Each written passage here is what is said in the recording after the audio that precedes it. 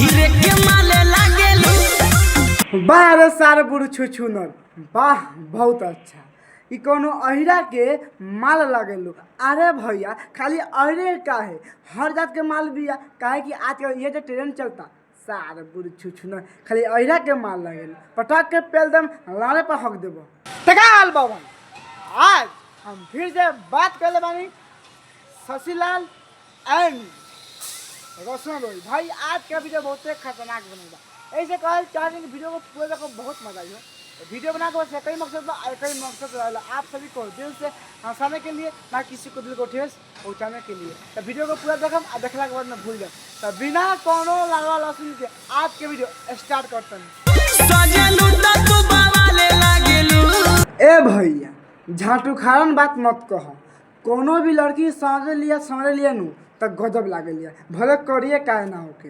हाँ भैया अक्सर हम देखे कि शादी ब्याह में बहुत सारा लड़की करिया गोर रहली सन, लेकिन जब सब लड़की मेकअप लगा के जब बाहर निकलली सन ना तो एकदम परी लागली सन। परी समझ ना, परी के मतलब भगवान से उतरल मतलब परी, बहुते गजब लागली सन। तो एगो इहे नहीं खे कि ये परी बिया, सब लड़किए परी बा। काहे कि मेकअप कैला के बाद में कुछ अलग ही चेहरा के रंग बदल जाला। आ गधा के लंड ना लागेले तहारा बहनी के झाट में आग लगाओ। सुन तारा भाई लोग, ई कोनो अहिरा के माल लागेलू। अरे भैया वो अहिरा के माल होके, चाहे पटेल जी के माल होके, चाहे सिंह जी के माल होके, चाहे कोनो जाति के माल होके, वो सारा मतलब नहीं के। हमरा मतलब है खाली पेले से। अगर भौजी देवल चाहतिया तो हम अगर देव हमू अहिर बनी।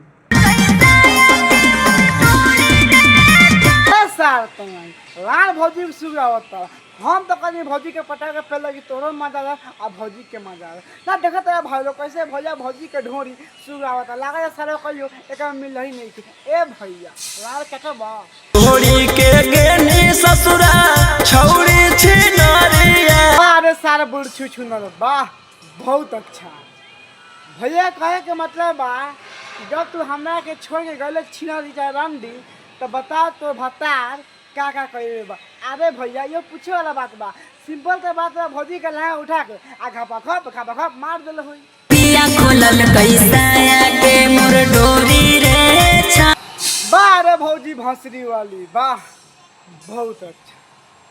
पियुआ हमर खोलल साया के डोरी।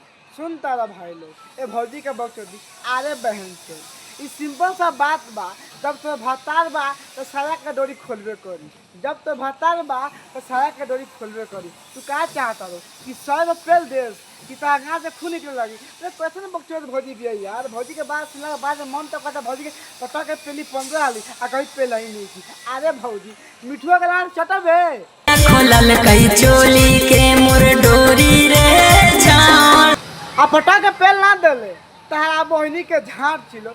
सुन तारा भाई लोग, अब कहतिया कि पियुआ खोलई चोली के डोरी रे छावरा। हाथ तोड़ बहन के। अरे भौजी तोर भतार बा अब पट्टा के चाटित नु तेको हम माने ना करती। काहे कि उ तो शादी कर के ले गल बा। आ सिंपल से बात कोनो शादी कहला नु ई मिठुआ की चाहे हम हो की चाहे मनाथुआ हो के चाहे दीपको हो के चाहे संदीपुआ हो के कोनो बानू शादी कैले होई नु तो पका पटा के फेलबे करी आ चोली आ साया के डोरी खोलबे करी।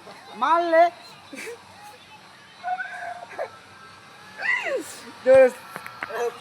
सूते नहीं दिल कई हमारा। अच्छा सुते ना दिलक हमके मतलब भौजी कहे के मतलब है भौजी के भतार बानू। मतलब भौजी के भतार के जगह संदीपो बा तो संदीपो बानू भौजी के पेलते पेलते हगा दिल बा आ सुते नहीं के दिले। ये भौजी कहतिया कि हमके सुते ना दिली। अरे भौजी सिंपल सा बात बा, पहली बात अगर शादी भर आ सारा मुठ मार के जियान करत हुई सामान आ तो अगर देखल तो पेलबे ना करी तो तू कैसे बात करते या कि सुते ना दिलक। अरे भौजी पता के पेलबा 15 आली आ कम पेलाई नहीं आटी के छतिया कइल कइल गंदा गंदा बतिया। आ पटा के मुंह में ना पेल देले तहार बही चलो कितना छियतरी भौजी बिया यार। अपन भतार के सब बात अपना यार से बतावत बिया। अच्छा भाई लोगन तोनी बताओ, इतना गाली देता है तुम कह भैया काशा सारा बड़ी खराब बा, लेकिन तोनी बताओ ये गाना सुनने के बाद में तोनी के पहले के मन ना करता। तोनी बताओ भाई लोगन कोनो आदमी शादी काहे ला करेला पहले खातिर ना।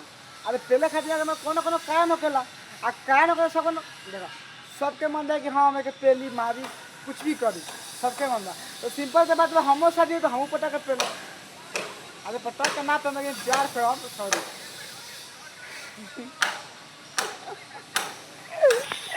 ए मिठू क्या करने है ना, देखा सारे आगे। तोर शादी तो प्यार करबे कि ना करबे? तोर शादी तो प्यार करबे कि ना करबे?